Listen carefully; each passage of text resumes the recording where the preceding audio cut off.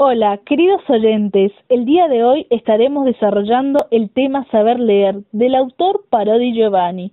Los integrantes que conforman este grupo son Ríos Mayra Macarena, de Filippo Brisa y Leslie Zuluaga. Hola, muy buenas tardes a todos. En este breve video explicaremos la definición de leer. Ahora bien, ¿qué es saber leer? ¿Por qué existen buenos y malos lectores? ¿En qué factor reside el hecho de que algunas personas disfruten de la lectura y otras la detesten? ¿Por qué algunos lectores leen y aprenden con mucha rapidez mientras otros nunca logran alcanzar un nivel mínimo de comprensión? ¿Es la lectura una habilidad innata en la especie humana? ¿Es posible transformarse en un lector experto? Si es así, una vez que se logre ese grado de destreza, ¿no se pierde a lo largo de la vida y se aplica a todos los géneros discursivos? Muchas de estas preguntas nos llevan a reflexionar acerca de la definición de leer.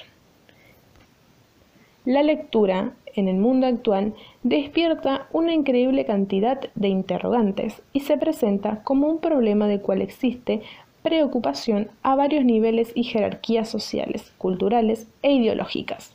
Se habla de la lectura como un medio de acceso democrático a la información y al conocimiento, y por ende a la libertad e independencia. También se dice que pueblos y estados con mayores niveles lectores conllevan a sociedades más desarrolladas desde el punto de vista económico.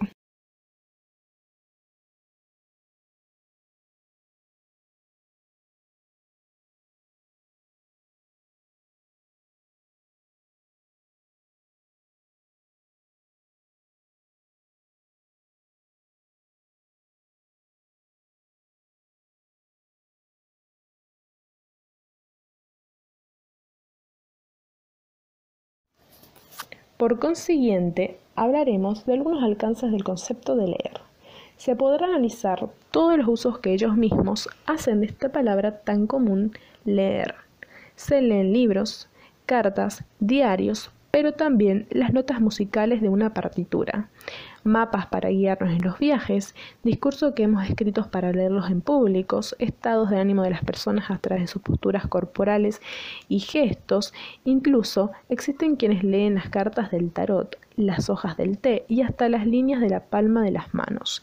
Sin embargo, la definición leer corresponde a un concepto más amplio de lo que se pudiera pensar en un primer momento. Para comprobarlo, veamos las definiciones que el diccionario de la Real Academia Española incluye el término de leer. Primeramente, leer es pasar la vista por lo escrito o impreso, comprendiendo la significación de los caracteres empleados. Seguidamente, es comprender el sentido de cualquier otro tipo de la representación gráfica. Es entender o interpretar un texto de determinado modo. En las oposiciones y en otros ejercicios literarios, decir en público el discurso llamado lección, así como también es descubrir por indicios los sentimientos o pensamientos de alguien o algo que ha hecho o le ha sucedido. Y por último, es adivinar algo oculto mediante prácticas esotéricas.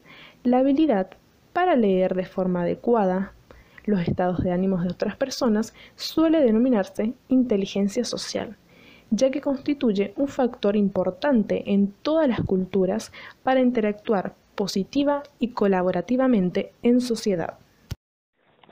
El sujeto lector ha puesto en relevancia el papel activo del sujeto en el acto del conocimiento.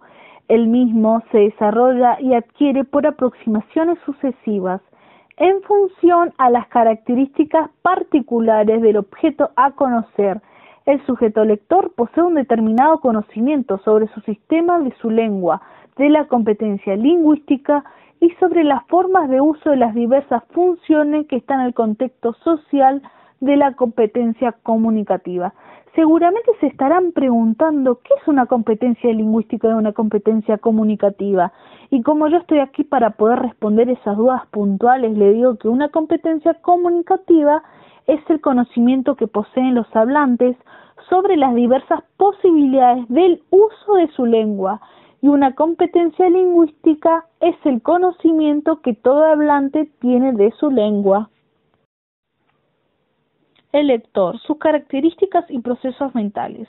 Para poder comprender este tema es muy necesario saber que la diversidad de los procesos mentales de la palabra leer se expresan mediante el uso de distintos verbos, que son comprender, interpretar, adivinar, decir y descubrir. La palabra comprender, que asimismo forma un verbo, da sentido a cualquier otro tipo de representación gráfica. Entender o interpretar un texto determinado son los sinónimos que pueden sustituirse fácilmente.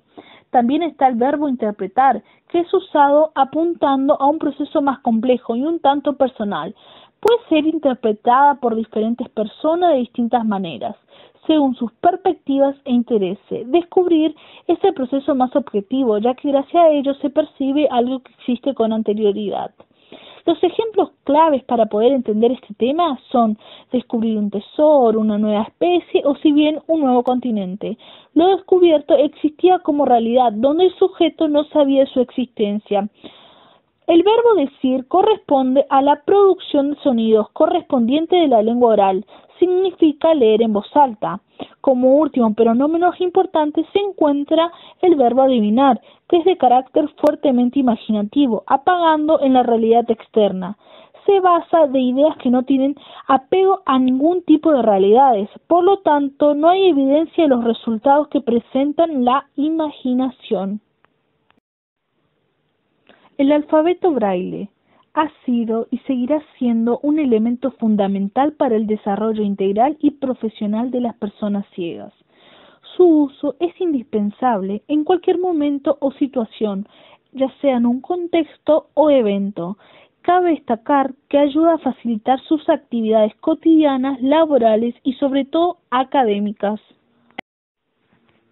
La comprensión lectora es un proceso para elaborar un significado al aprender ideas relevantes sobre un texto. También se considera una capacidad de entender lo que se lee, tanto de referencia al significado de las palabras que forman en el texto de comprensión. Ve a la lectura como una actividad lingüística cognitiva que implica una relación entre los que interactúan en el texto y el lector. Si nos introducimos a la lectura del funcionamiento biológico del sujeto lector, este nos indica que para poder leer es necesario estar en condiciones de ver. Pero sin embargo esto es algo indispensable, mas no fundamental. Lo fundamental sería que el sujeto tenga un cerebro el cual le pueda permitir ser capaz de leer. Si hablamos del cerebro humano, este mismo contiene un conjunto de neuronas, las cuales son especializadas y van determinadas mediante los estímulos. En ellas crecen ciertas prolongaciones filiformes. Estas prolongaciones son denominadas axones y las mismas se conectan entre sí mediante la llamada sinapsis. Estas mismas van formando estructuras para cada estímulo. Si hablamos de estas estructuras o configuraciones, se podría decir que pueden volver a activarse en ocasiones por un esfuerzo consciente para poder recordar algo. Es así que la capacidad de comprender y producir signos, sobre todo escritos, va aumentando dependiendo la edad del sujeto. Si nos enfocamos a la capacidad de comprender y producir signos, es necesario saber que para poder leer un signo requiere reconocerlo. Si aceptamos que la adquisición del conocimiento impacta nuestro cerebro, alterando las configuraciones neuronales, tal como en el caso de los signos, esta representación debe incluir el concepto, la palabra y la asociación entre ambos. Solo así será posible que esa configuración se active ante la percepción de algo similar y se realice lo que hemos denominado reconocimiento. Como cuando hablamos de que el conocimiento previo del sujeto es progresivamente más amplio y complejo. En sí sus procesos mentales son cada vez más afinados y abstractos. Como cuando un niño pequeño ve por primera vez un biberón. Ese niño no sabe lo que ve y por ende no lo asocia a nada. Mas sin embargo su mente lo registró, lo percibió y está en condiciones de reconocer el biberón la próxima vez que lo vea. Lo podría asociar a la llegada de su próxima alimentación. Se necesitan muchas más experiencias con el biberón en diferentes contextos y desde diversas perspectivas antes de que su representación mental se haga más abstracta, es decir, se guarde en la memoria de largo plazo. Y su recuerdo se puede utilizar durante el proceso del reconocimiento del mismo objeto. El sistema de memoria del sujeto. Este está enteramente constituido por el cerebro que todos los seres humanos tenemos. El mismo está formado por millones de neuronas que se relacionan entre sí formando redes neuronales, las cuales están organizadas en marcos o esquemas. Cada recuerdo corresponde a una de estas redes y podemos guardar información por periodos diversos, denominándolos así almacenes de memoria. Si hablamos de la memoria sensorial, esta es la que permite guardar por alrededor de algunos segundos o menos las imágenes sensoriales, visuales y acústicas. Esta memoria es la que permite, por ejemplo, ver una película con movimiento, cuando en realidad no es sino una secuencia de fotografías estáticas. En sí también la memoria de corto plazo, como su nombre lo indica, mantiene la información por un periodo de algunos segundos. Se puede prolongar este tiempo manteniendo la información o reteniéndola, practicando estrategias tales como repetir en voz alta. A medida de que se profundizaban los estudios psicolingüísticos sobre la memoria del sujeto, se planteó una distinción entre memoria semántica y memoria episódica. Si hablamos de la primera, esta sería en la que guardaríamos el conocimiento general. Hablaríamos de conceptos e ideas adquiridos y organizados en marcos y asociados a los signos. Pero si hablamos de la segunda, esta contendría los recuerdos correspondientes a situaciones vividas por nosotros mismos, por lo general teñidos de afectividad positivas o negativas. Si bien existe entre estos dos una diferencia bastante notable, y sería que los semánticos son relativamente estables en cambio de los episódicos, ya que estos son alterados cada vez que los traemos a la conciencia. A continuación, se hablará acerca de la capacidad de atención del sujeto lector. El ser humano nace no solo con la capacidad potencial de usar signos y trascender el aquí y el ahora ante la experiencia concreta. Trae además la capacidad de la atención selectiva, proceso mental para aprender a usar signos. Aquello a lo que no prestamos atención difícilmente queda en nuestra memoria. Esta capacidad va cambiando con la edad. En los primeros meses o años del sujeto, este proceso se activa motivado por los acontecimientos desde el exterior, por lo llamativo, que sucede a su alrededor, aquello que llama su atención. Luego, poco a poco, el sujeto aumenta su capacidad de controlar esta concentración en un elemento de su entorno y dirigir voluntariamente su atención hacia aquello que desea atender en un momento dado. Esta capacidad innata sufre otros cambios a lo largo de la evolución del sujeto. Aumenta el tiempo en que puede mantener su atención sin distraerse. Este lapso depende no solo de la edad del sujeto, sino también de ciertas características personales. Hay personas capaces de gran concentración por largos periodos, mientras que otras personas se distraen muy rápidamente. Seguidamente se hablará acerca de la capacidad de abstracción del sujeto lector. Un significado es aquel objeto o acción que el signo evoca. Evocar, a su vez, es activar consciente o inconscientemente las configuraciones neuronales que en la mente representan un recuerdo. Es obvio que no podemos recordar los objetos materiales o acciones concretas en sí mismas, puesto que no podemos guardarlas en la cabeza.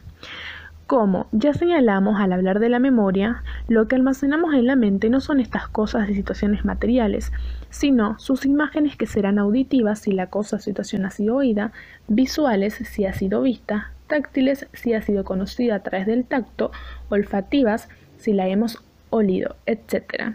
Con todas estas imágenes formamos un concepto que es una idea abstracta de pocos detalles que nos permiten reconocer muchas variadas formas concretas y asociarlas con la palabra que en nuestra cultura le corresponde. La capacidad del sujeto lector para comparar y relacionar consta de dos capacidades, que son la capacidad de descubrir semejanzas, que se encuentran similitudes y diferencias entre las semejanzas.